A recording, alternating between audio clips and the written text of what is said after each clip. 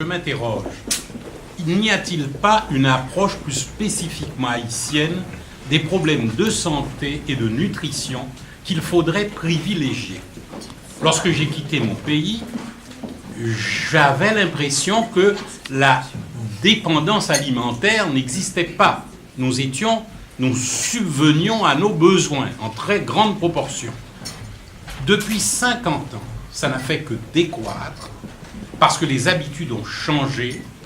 Nous avons perdu l'habitude de manger nos productions, enfin de se nourrir de nos productions, et ceci a un retentissement sur la santé publique.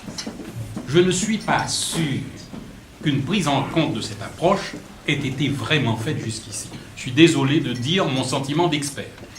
Mais dans ma communication hier aux Journées européennes du développement, justement puisque le G20 qui s'est réuni à Washington a, sans trop faire d'autocritique tonitruante, a quand même remis en cause les politiques d'ajustement structurel.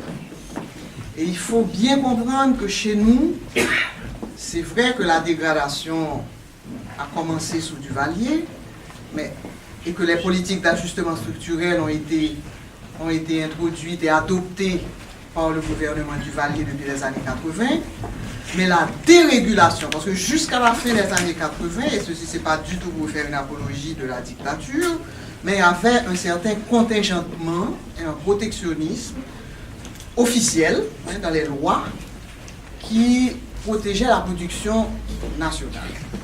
86 a été l'ère de la dérégulation.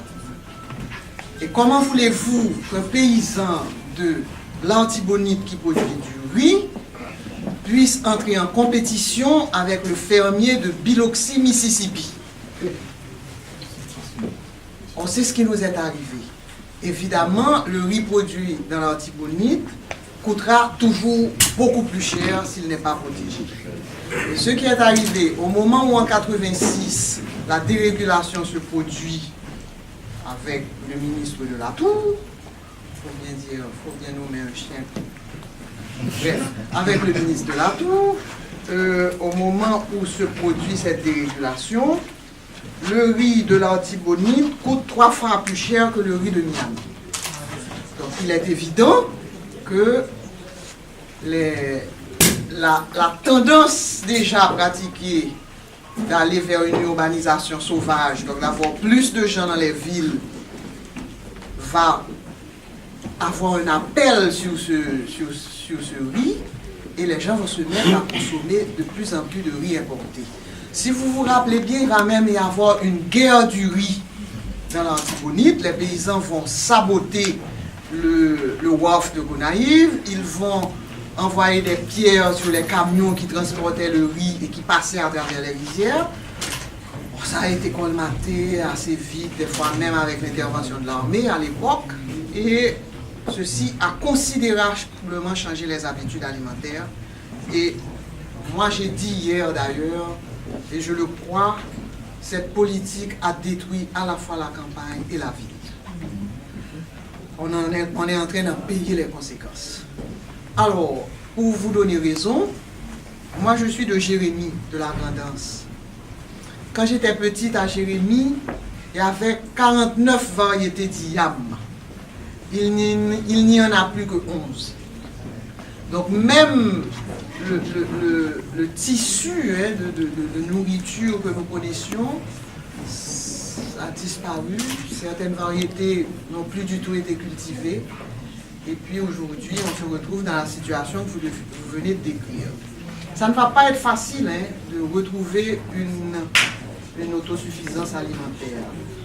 Et d'ailleurs, monsieur l'ambassadeur, hier m'a fait plaisir en transmettant au ministre Barnier un texte que j'avais écrit en 1986 et qui avait été publié dans le Nouveliste intitulé « Plaidoyer pour l'autosuffisance alimentaire ».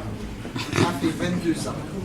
Vous voyez, c'est pour dire que vous posez là un problème sérieux, et si on ne réinvestit pas presque massivement dans l'agriculture, dans les filières porteuses, dans l'élevage, dans la pêche, on aura beaucoup de difficultés à sortir de cette dépendance.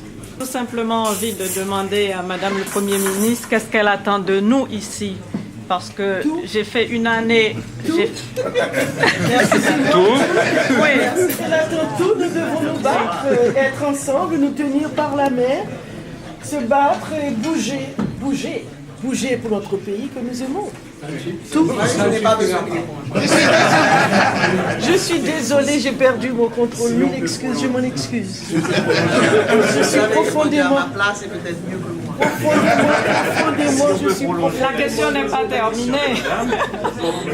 Elle n'a pas terminé. La question n'est pas terminée. Je voulais en venir au co-développement parce que je vois que M. Conan est là. Donc j'aimerais savoir, en termes des migrants, des gens de la diaspora, quoi spécifiquement que vous aimeriez que La diaspora et le co-développement, c'est deux problématiques différentes. Elles ne sont pas nécessairement liées. Sur le co-développement, j'avoue que ce n'est pas un dossier que je connais très bien dans ses contours. Il faut dire sur un CE de M. Généus.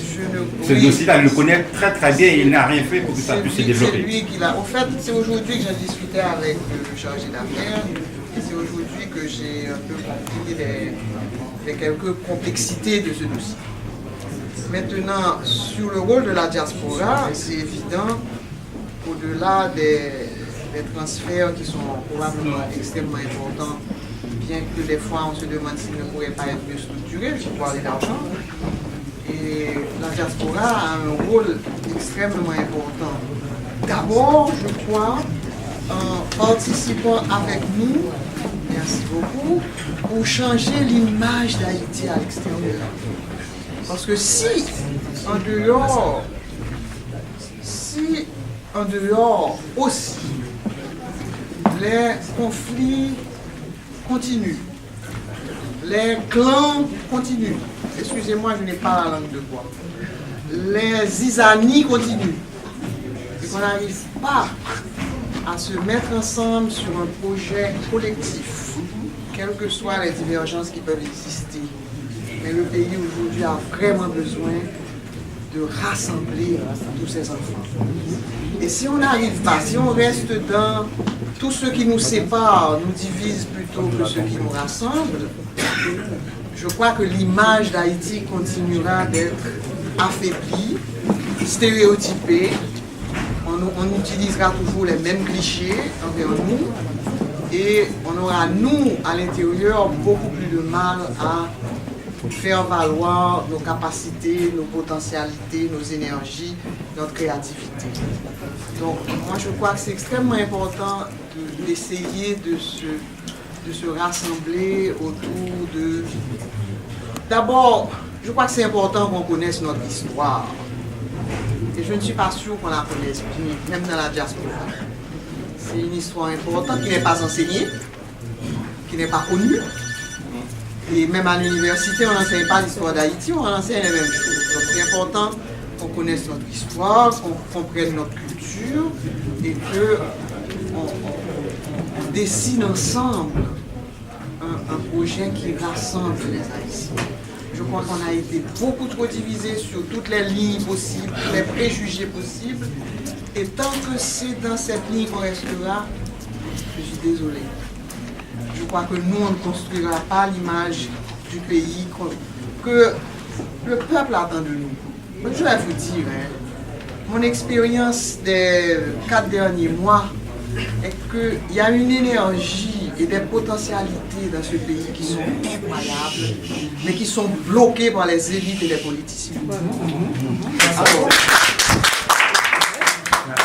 si les élites et les politiciens, que nous sommes tous, moi je ne suis pas politicienne, mais je sais que je fais partie d'une élite, si nous n'arrivons pas à prendre conscience que c'est nous qui bloquons, c'est nous les facteurs de blocage, c'est nous l'hippopotame sur lequel le peuple est affaissé par le poids de nos préjugés, de nos énergies négatives souvent, on va pas mal très loin.